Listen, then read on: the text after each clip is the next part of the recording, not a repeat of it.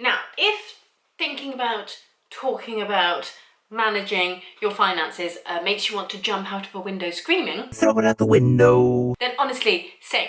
So I'm going to try and do this in as succinct and simple a way as possible. And I do just want to make a little quick disclaimer. I am not a financial advisor in any way, shape or form. This is just how I have done things now for the last 5 or 6 years really, when I decided that I just wanted to get a much better handle on my finances in general. Now, if you are new to my channel, I am a self-employed musician, which means that my income can vary wildly month to month. Sometimes in quite terrifying examples. I once had 2 months where in 1 month I earned nearly £5,000 and then in the next month I didn't even earn £500. So that's the kind of disparity that we're talking about here.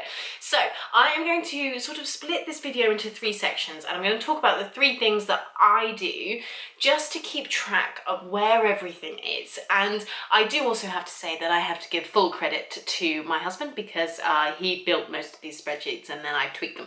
So thank you, darling, very helpful. There are 3 main ways that I keep track of things. Number 1, bank accounts. Number 2, credit cards. And number 3, spreadsheets. I'm so sorry, there is no way that I can do this video without a spreadsheet.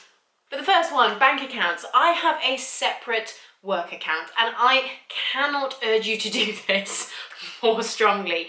It just makes everything so much easier. I use Starling just because they're one of the more ethical banks.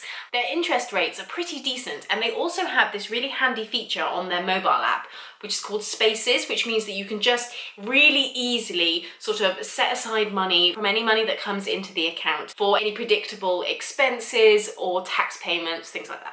But honestly, just go with whatever bank you prefer. But I will say that I did recently switch to Starling so that I could have these little pots. And Monzo is also really, really great for that. I was with Santander before and they don't offer that. And it was something that I thought would be really, really handy. So your favorite brand of bank, crack on. The second thing is that I do have a credit card. Now, I know that credit cards can be a little bit divisive with people, but for me, it was really, really important because I wanted to start building up a credit score, basically, because we had a credit card, but really it was in my husband's name, and I wanted to just start building up a credit score. It just really, really helps, especially if you are living on your own and you need to have your credit score and you need it to be decent. But I will say, when it comes to credit cards, be really careful. It's so easy to get yourself into problems with them. They are not free money. It can feel like they are not. And forgive me if this is obvious, but I do feel like I need to say it.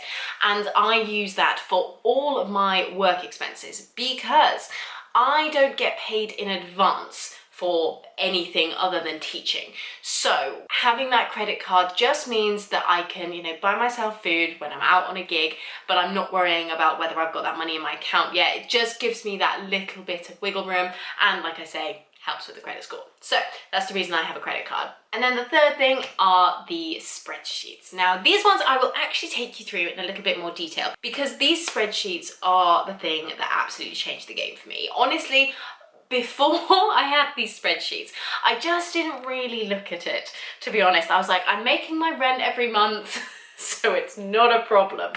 And whilst, there is an element of that's absolutely fine. Obviously, as you go through and maybe you want to be saving for things like a house, or you want to start thinking about pensions and just, savings, all that boring adulty stuff, you need to know how much you're making and how much you're spending.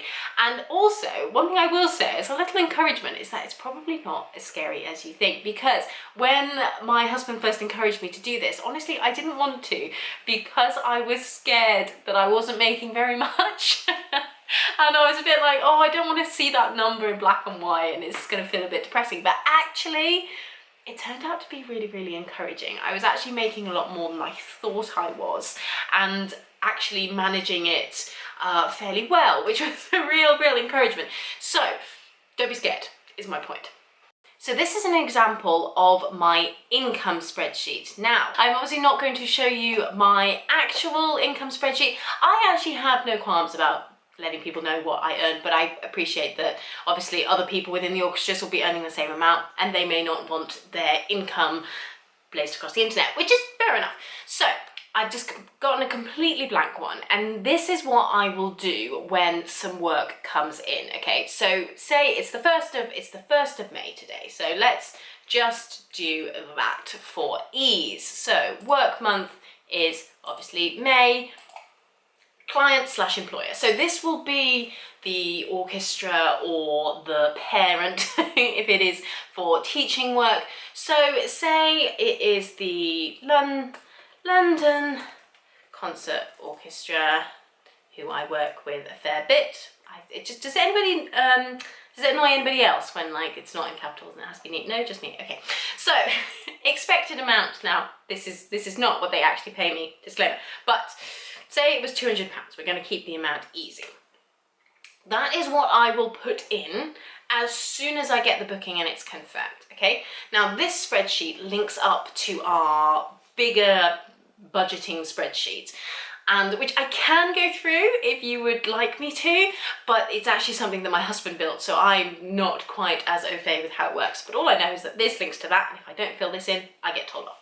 So this is what I will put in as soon as the booking comes through, and then once I have actually been paid, I will put in the actual amount. Now, the reason that these are two different cells is because we don't always get told what we're going to get paid. And obviously, you know, I can ask and I can find out, but it can also vary slightly because if there's travel expenses or anything like that, often that is lumped in with the amount that we just get paid. So, and they don't always stipulate which is for which.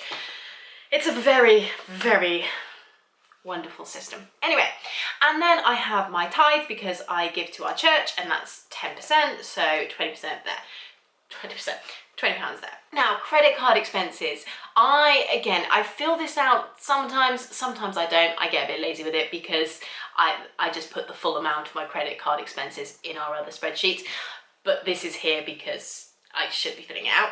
And then obviously work account expenses. Now, this is normally blank. I only ever pay out of my work account if I don't have my credit card on me. But going back to what I said earlier about having a bank account that has different pots, I will take a portion of any income that comes in and I will put that into things that I know are going to be coming up. So for example, my diary service, I know that that payment is coming out every 3 months. So I take a little bit out of each income so that I don't have to pay it in one great big whack. So if I have taken that out of a payment, which I will do here, then I will also put that in here. Now, note this number has been changing. This is the formula if you are interested, but all it's doing is adding up these two boxes and taking them from this one. So then this is the amount here that I will be transferring into our joint account. And then this can go towards mortgage and bills and all of that good fun stuff. This box is something that became increasingly important when I started working for orchestras that have a slightly longer pay time. So some orchestras that I work with actually have, normally it's within 28 days, but sometimes it can be up to 6 weeks. So if I know that, then I can say, right, I'm doing this work in May, and say that, you know, this orchestra pays in 6 weeks, then I know that I'm not going to receive that money until June. It just means that we're not expecting it beforehand, so therefore we're not relying on it being there. Does that make sense? We don't want to spend our money before we've earned it. And then, note all of this is in red.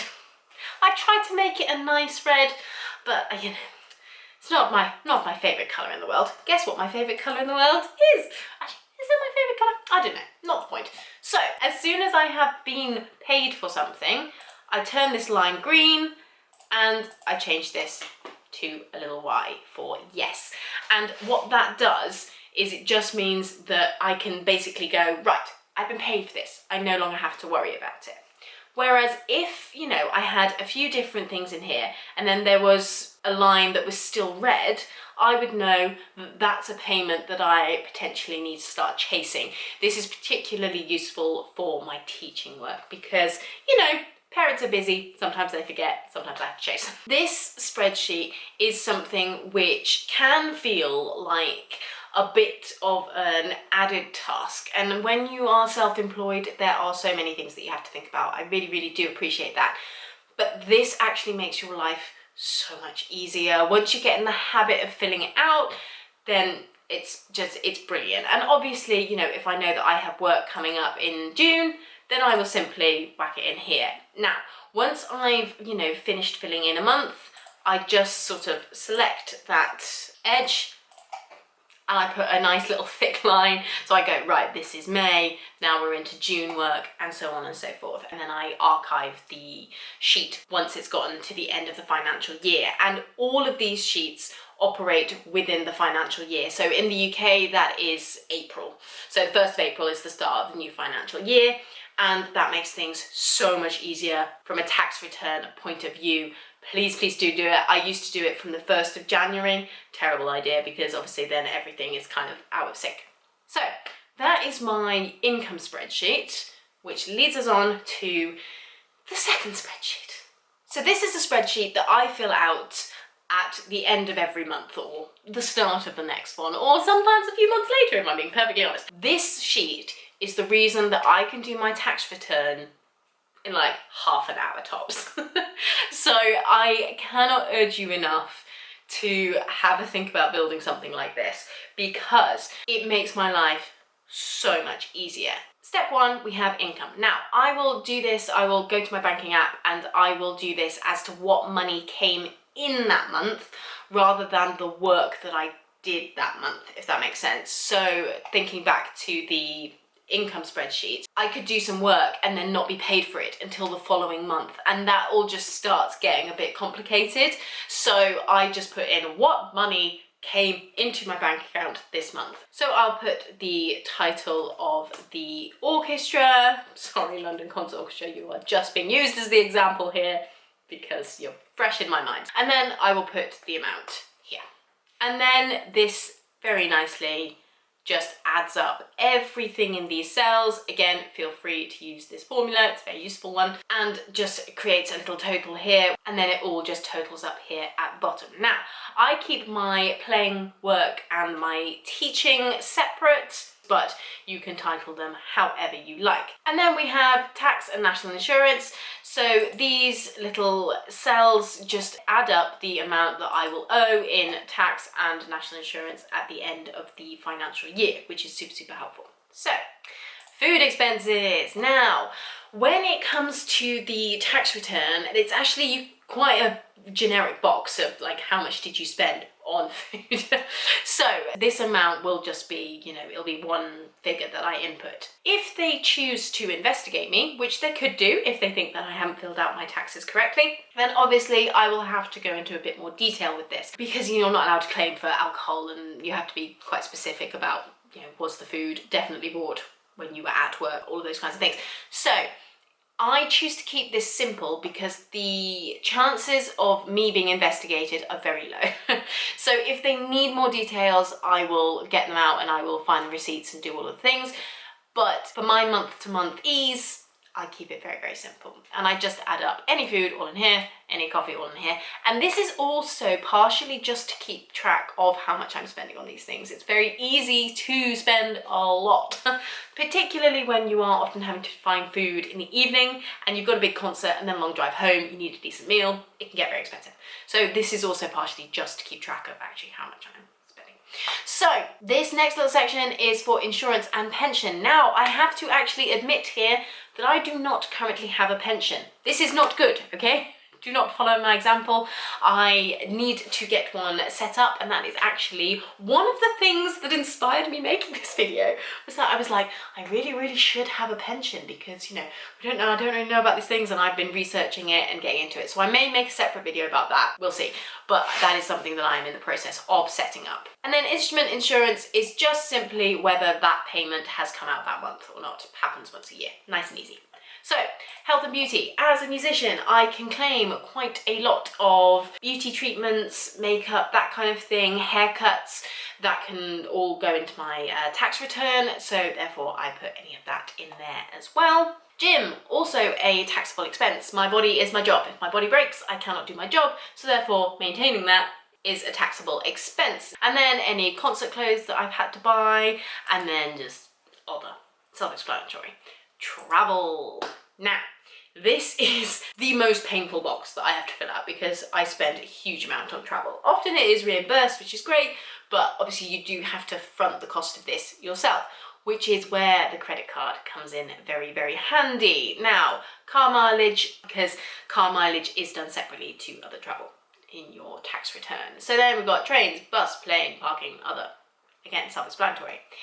Work expenses. So my musician's answering service, this is my diary service. So again, if the payment has come out that month, in there it goes. Strings, obvious rehair, music, MU subscription. And then giving, so like I say, I tithe to our church, so that's just keeping track of that because you don't have to pay tax on charitable giving.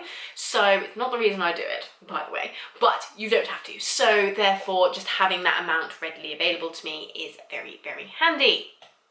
Bigger one-offs and miscellaneous. This is more things like I bought a viola last year. So obviously that went in this box.